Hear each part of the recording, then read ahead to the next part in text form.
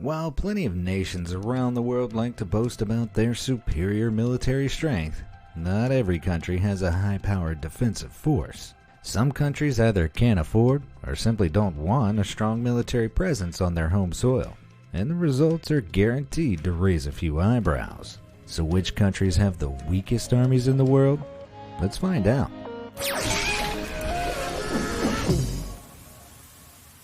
North Macedonia. Officially called the Republic of North Macedonia, this small landlocked country is found on the Balkan Peninsula. It has a population of just over 2 million people across a space that could fit into the USA over 380 times. With that in mind, it's not too surprising that the USA has a slightly bigger defense budget. And by slightly, I mean it's nearly 7,000 times Macedonia's budget. The $108 million North Macedonia spends on military efforts makes up just 0.85% of its annual GDP. That's pretty low compared to the European average of 1.3% and the USA's whopping 3.4%, especially considering North Macedonia has a history of conflict with neighboring Albania. Nevertheless, this relatively small amount allows the Army of the Republic of North Macedonia to maintain at least some semblance of a land army and air force.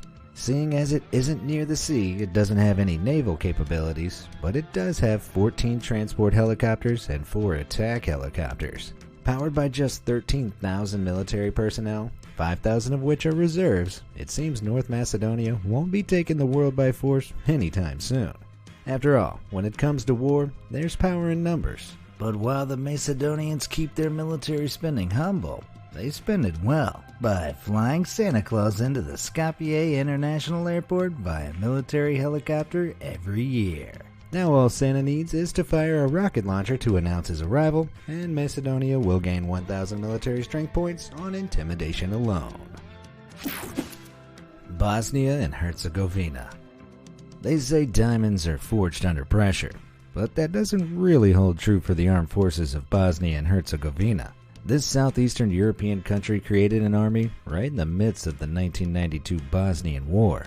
The quick turnaround and limited access to supplies meant this country's army was made up from anyone they could get their hands on, including criminal gangs. Despite its reformation in the early 2000s, things haven't improved much. Though Bosnia-Herzegovina does have a small section of coastline, totaling a mere 12 miles, the country has no naval forces or equipment in place. Their air force is believed to contain just 19 helicopters, but reports suggest none of them are actually designed for defense. What little strength they do have can be found in their land forces, which consist of 10,500 active military personnel. While the structure of the country's armed forces allow the capacity for 6,000 soldiers in reserve, those reserves are allegedly non-existent. But despite all that lacking manpower, the country has a relatively sizable military defense budget of $165 million. This monetary figure has drawn attention in recent years as the public began to question what their money was being used for. Indeed, in 2012, Bosnia and Herzegovina's presidency chairman, Milorad Dodik, called for the military to be abolished in response to suspiciously high spending with poor resulting performance. The armed forces ultimately stuck around, but when your own government begins arguing that your military is pointless, it's hardly the sign of a global powerhouse. Suriname.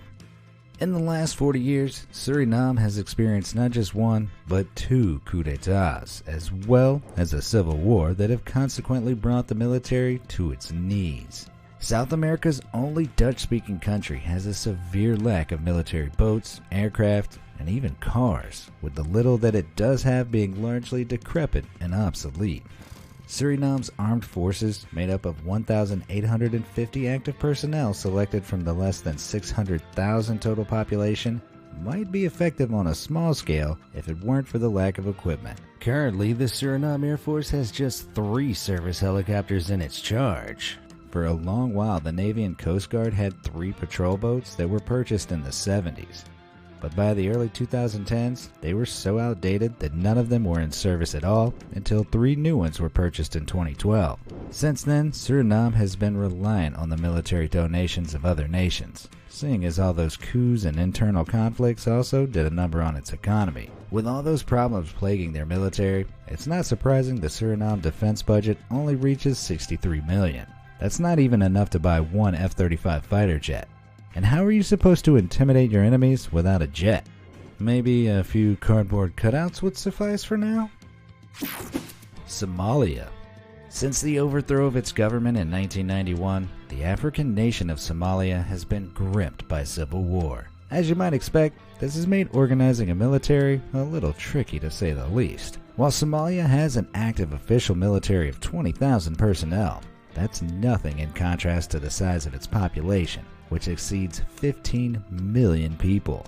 The scale of the internal conflicts means a notable part of the population belongs to fighting forces outside the official national military.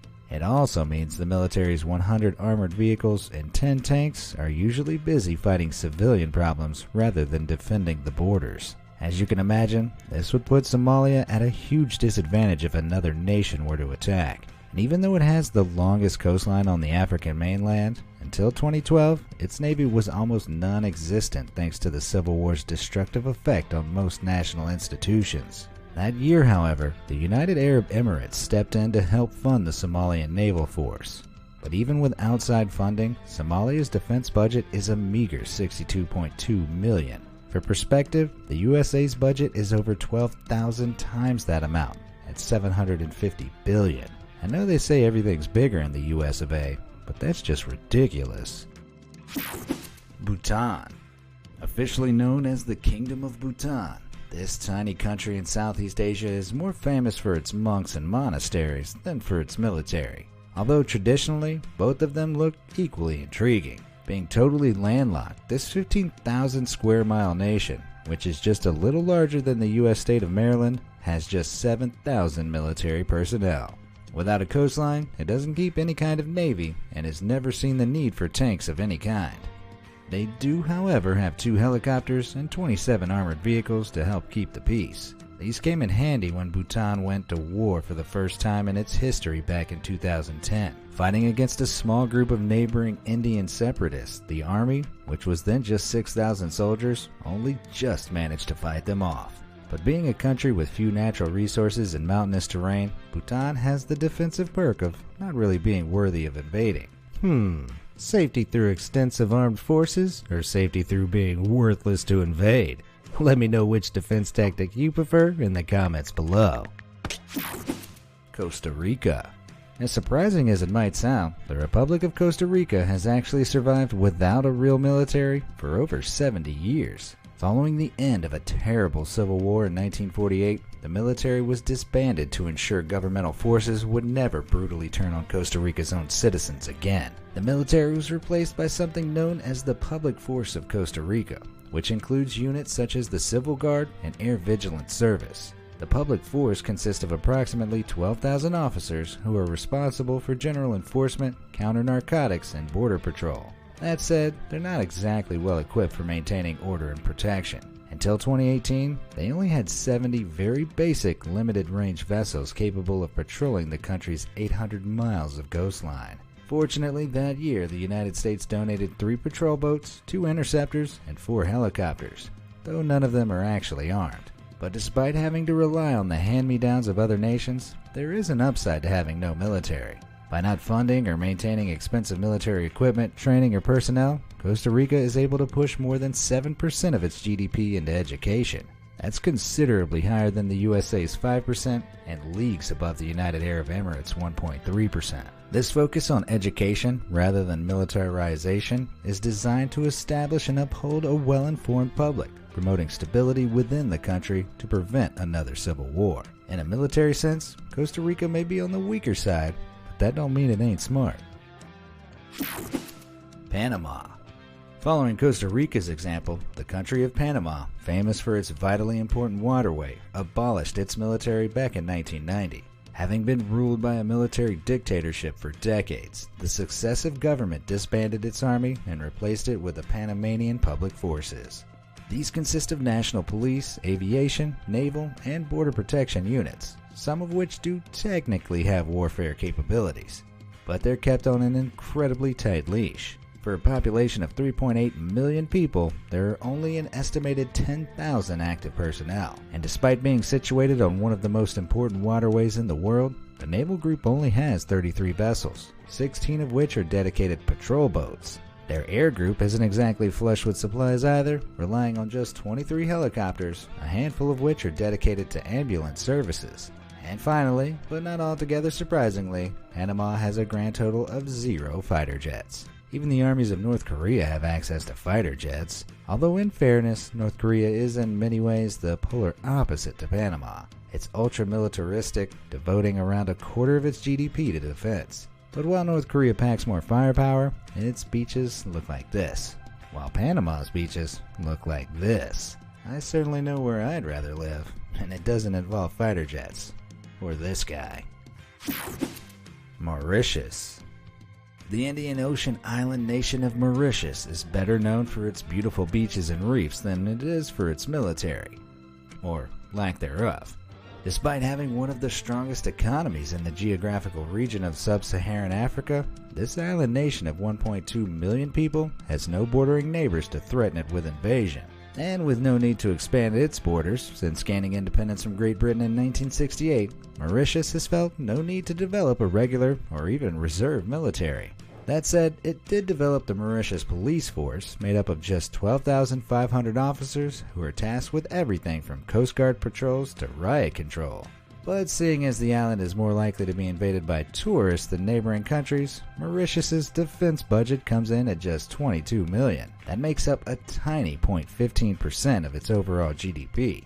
So even with their police force containing a small paramilitary unit of around 1,400 soldiers, they're only reported to have invested in 6 police transport helicopters and 3 maritime patrol aircraft. Their Coast Guard and the closest thing they have to a Navy consist of just 15 patrol and strike boats, some of which were donated by the USA. So it looks like we don't have to worry about Mauritius taking over the world anytime soon.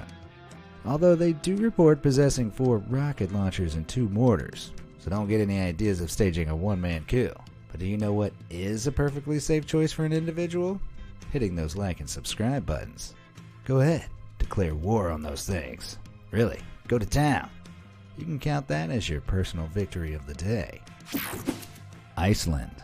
Despite being a member of the military alliance of the North Atlantic Treaty Organization, Iceland hasn't had an active or reserve army since the late 1800s. This prosperous pacifist country provides financial backing and civilian personnel for NATO, but you won't see any military marches on Icelandic soil. In return for their contributions, NATO nations provide Iceland with military personnel on a rotational basis, so any troops found on Icelandic territory are more like temporary guests, with guns. This means Iceland can afford to scrimp on its defense budget, spending just 0.07% of its $25.88 billion GDP. That small sum mainly goes towards funding its Coast Guards, which are a tiny division made up of about 120 individuals. Nevertheless, they still play an important role in protecting Iceland's interests at sea, with fishing making up a large portion of its economy. So much so, these peaceful islanders almost started a series of cod wars with the British throughout the 50s, 60s, and 70s over disputed fishing territory. And no, when I say cod war, I'm not talking about a fish fight to the death. Iceland only emerged victorious against Britain through diplomatic means, because if it had come to blows, Iceland's tiny seafaring force would have been blown out of the water. Luxembourg. The tiny landlocked nation of Luxembourg holds cornerstone borders between France, Germany, and Belgium. Even though it's famous for being a tax-dodging haven, taxes aren't the only conflicts it manages to avoid. Being so small, and with over 40% of its 600,000-strong population being foreigners, Luxembourg's armed forces are modest to say the least. Being landlocked means the country has no navy whatsoever, but it does have a small air force that currently has access to at least 2 multi-purpose helicopters. Slow down there, big spenders. But the real tightness of Luxembourg's military wallet can be measured by the size of its all-volunteer army, which comes to a total of just 939 people. But when you break it down even further, you learn this number isn't just made up of soldiers, because that also includes 137 civil staff, 81 officers, and 54 musicians. In fact, the Luxembourg army has more musicians making up its ceremonial bands than it does corporals directing the 428 voluntary soldiers.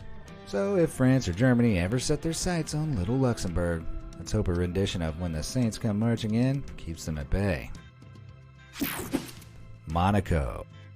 Despite boasting big budgets for its monarchy, casinos, and yearly Formula One races, Monaco certainly isn't spending much on its defense. Despite 32% of the population being made up of millionaires, the second smallest country in the world has no regular military force. Any major matters of Monaco's defense fall into the lap of neighboring France. But Monaco isn't completely defenseless without its big French brother. The sovereign state has two small military units. One is known as the Compagnie des Carabiniers du Prince, which protects the prince's judiciary.